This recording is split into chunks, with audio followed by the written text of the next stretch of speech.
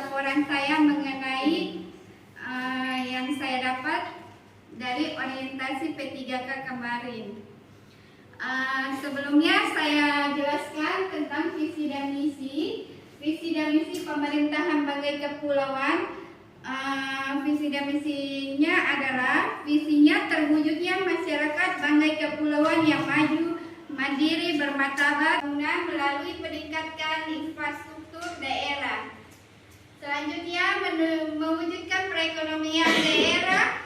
Uraian kegiatan yang saya akan jabarkan dibagi dua. Rencana UKP, yang kedua, perbaikan status gizi masyarakat.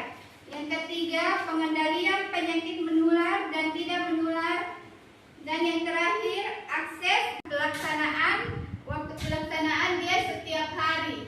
Yang kedua adalah pemeriksaan ibu hamil. Kenapa? Agar ibu hamil yang resiko tinggi terdeteksi sedini mungkin dan dapat tertangani. Dilakukan setiap hari. Selanjutnya adalah pengobatan dan tindakan di gawat darurat. Jadi diharapkan semua pasien yang gawat darurat yang berkunjung dapat terlayani dengan baik. Terus tujuannya adalah tadi supaya terlayani dengan baik. Terus intinya adalah masyarakat. Sasaran kegiatannya adalah masyarakat yang membutuhkan dan pengobatan apabila ada tindakan gawat darurat. Tempat pelaksanaannya di puskesmas, waktunya setiap hari. Yang kelima, pelayanan kesehatan bayi dan balita.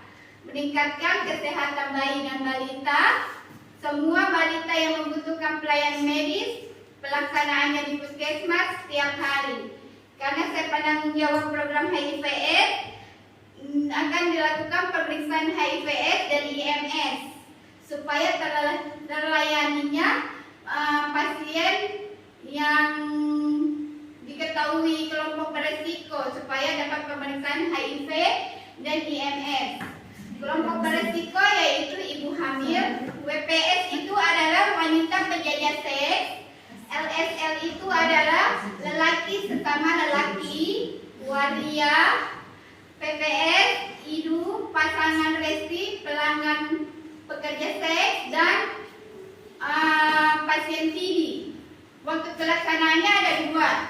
Kalau dia datang ke puskesmas, dia dilakukan di dalam puskesmas. Kalau mungkin sesuai dengan kegiatan board, dia dilakukan di luar gedung, itu saya turun ke desa. Nah, kalau turun di desa dilakukan pada waktu posyandu. Nah, selanjutnya penyuluhan akan dilakukan penyuluhan dalam gedung dan luar di gedung. Tujuannya untuk meningkatkan kesehatan masyarakat dan meningkatkan pengetahuan masyarakat tentang pentingnya kesehatan. Sasarannya adalah masyarakat. Jadi kalau penyuluhan di dalam gedung, setelah kita mengobati pasien, kita kasih edukasi, pengetahuan, misalnya tentang penyakit darah tinggi, kita kasih pengetahuan tentang darah tinggi. Selanjutnya adalah melakukan rujukan internal dan eksternal supaya pasien dapat melakukan pemeriksaan lebih lengkap. Rujukan internal yang kita dapat lakukan misalnya dari poli ke lab atau ke KIA atau ke poli gigi. Sasarannya adalah masyarakat, tempat pelaksanaannya puskesmas, dilakukan setiap hari. Yang terakhir adalah pencatatan dan pelaporan di poli umum. Mencatat dan melaporkan hasil kegiatan di poli. Ini maksudnya setelah kita memeriksa pasien, kita catat dan tulis di rekam medisnya pasien. Sasarannya adalah masyarakat. Tempatnya adalah register, form, laporan atau rekam medis setiap hari. Itu adalah rencana kerja secara umum.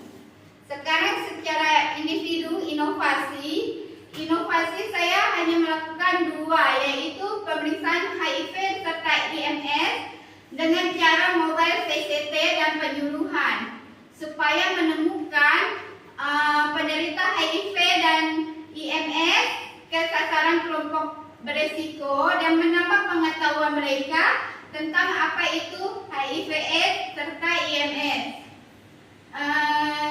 Sasaran kegiatannya masyarakat yang berkelompok risiko. Kegiatannya bisa dilakukan di desa. Nah, waktu pelaksanaan sesuai jadwal kegiatan BO. Yang kedua, saya akan melakukan selasi, kegiatan selasi, yaitu singkatan dari senang lansia, supaya meningkatkan kesehatan lansia. Masyarakat, sasarannya adalah masyarakat lansia, dapat dilakukan di puskesmas dan setiap hari.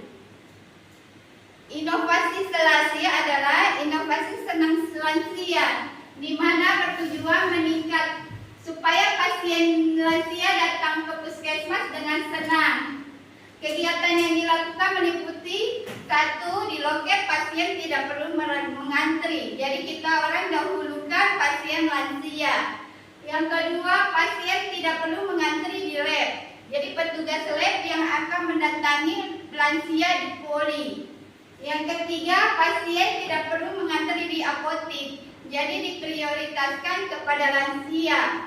Jadi kalau ada pasien lain lebih dahulukan lansia. Itu saja penyampaian tentang rencana kerja. Sekian dari saya. Terima kasih atas waktunya.